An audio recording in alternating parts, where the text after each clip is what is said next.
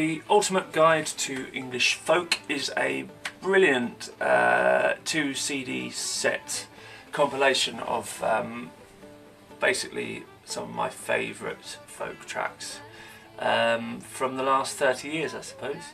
And I'm just so excited to be a part of this project, really. It's the first time I've done anything like it. I've never tried to compile a compilation CD before, so or at least not to this level. So it's been really interesting.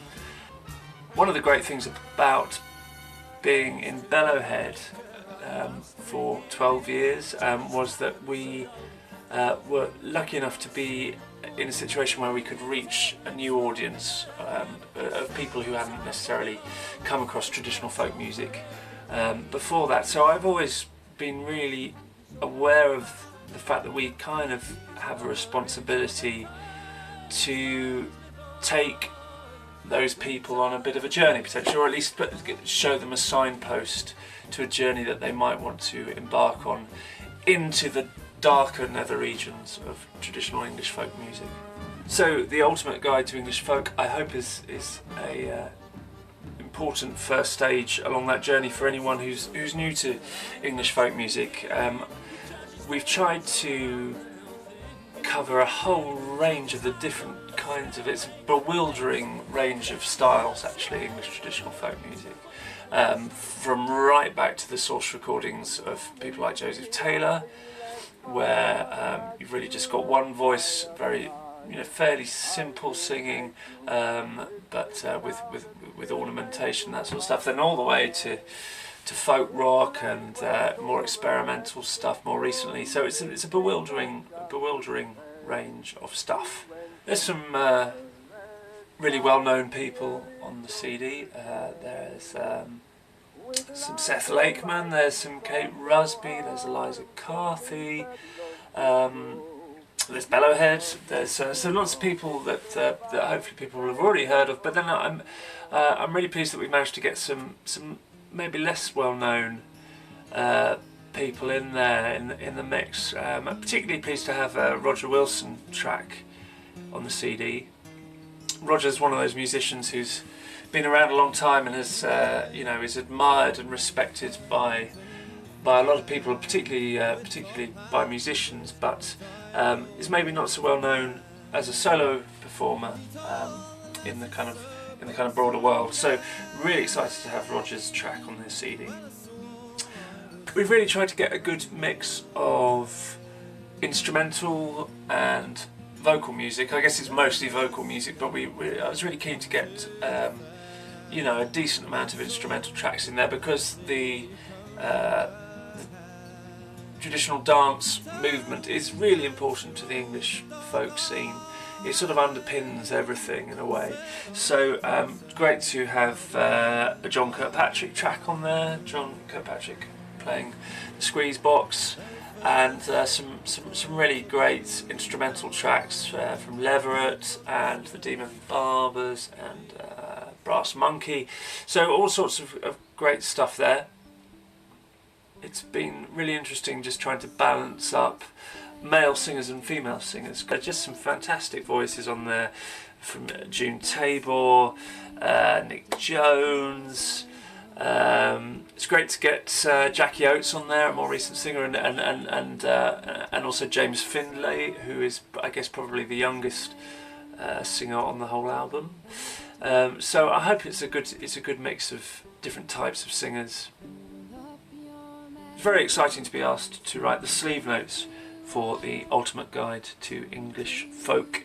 As I say, we tried to get tracks that covered the whole breadth of English folk music, and so I decided to write the introduction chronologically, because I think it's a really interesting historical process, really, from the early folk song revival in the early part of the 20th century with people like Cecil Sharp and Maud Carpelese and then Vaughan Williams and people like that, and then how that then got picked up in the 60s and became this extraordinary social movement throughout the 60s and particularly, I guess, in the 70s, when not only was it this massive social movement of people going to folk clubs all the time. I mean, there was something like 8 folk clubs in Manchester alone, and you know, Lord knows how many in London and across the whole country. But just huge amounts of folk clubs that people were, you know, really just hanging out. All the cool kids were hanging out at the folk clubs in the 60s and 70s.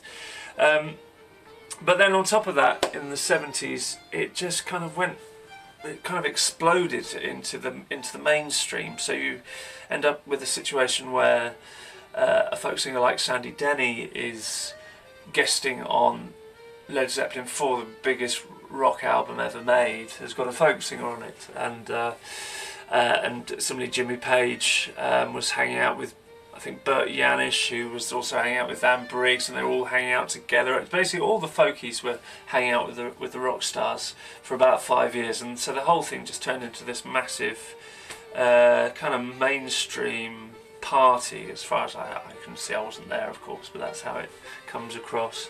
So that was the 70s. This great party of traditional music coming into the mainstream, and you know, hanging out with the rock scene and all that. And then it all went wrong at the end of the 70s because punk came along, and punk stuck the boot in to the sort of worst excesses, as it saw it, of the mainstream rock scene and the prog rock scene, I guess, particularly. And sadly for the folk scene, it had become embroiled with the prog rock scene, and so it was kind of tarnished by the same brush. And so and it hit it really hard. I mean, the folk scene just went from being this sort of massively popular thing to being the kind of the social pariah, you know, that people didn't want to own up to liking folk music or to owning any folk records. Maddie Pariah, the lead singer of Steel Eye Span, tells a nice story about how when she met one of the Sex Pistols, I think it must have been Johnny Rotten, who she thought was being sort of aloof and cool in a kind of punky sort of way, but it turns out he was just a bit sort of starstruck because he was a big Steel Eye Span fan, but he didn't want anyone to know. So anyway, so that's by the by. Punk anyway put the boot into the folk scene, and then the 80s were really tough because in the 80s the folk scene really had to kind of reinvent itself, and a lot of people turned away from traditional folk song, which is often quite bucolic, quite, you know, talking about the status quo. It's, you know, it's not actually that radical a music. Often there are elements of it that are the song Rigs of the Time is one example of a kind of protest song in the English tradition, but generally speaking it's a fairly conservative art form, conservative with a small c. So a lot of people in the 80s kind of turned to more overtly political song, and that's great, but it was, you know, it kind of, from a traditional music point of view, it kind of went a little bit fallow over the 80s. There's some great stuff happened in the 80s, but just not a lot of it in terms of quantity. And then it really wasn't until the 90s when along came Kate Rusby and Eliza Carthy, and the whole thing went boom again. And so from the 1990s until the present day, the folk scene has been in what arguably is a third revival. First revival being the early 20th century, the second revival being the 1960s, third revival arguably from the 1990s onwards, and it's just been brilliant. There's been so much material recorded, so much brilliant material recorded, that it's, as I say, so difficult to choose tracks for this album, but we've done our best. So I think these 2 CDs are a really good starting point for anyone who's interested in English folk music and wants to find out more about it, but wants to kind of get a feel for the whole range of what's happened since the 1960s. I hope it's also going to be a great CD for people who already know the folk scene, and hopefully it's just a good kind of playlist compilation of some great tracks, and you know, some of them will be lesser known even to folk aficionados, so I would urge everybody to buy it. As I lie in this cold, cold bed of a single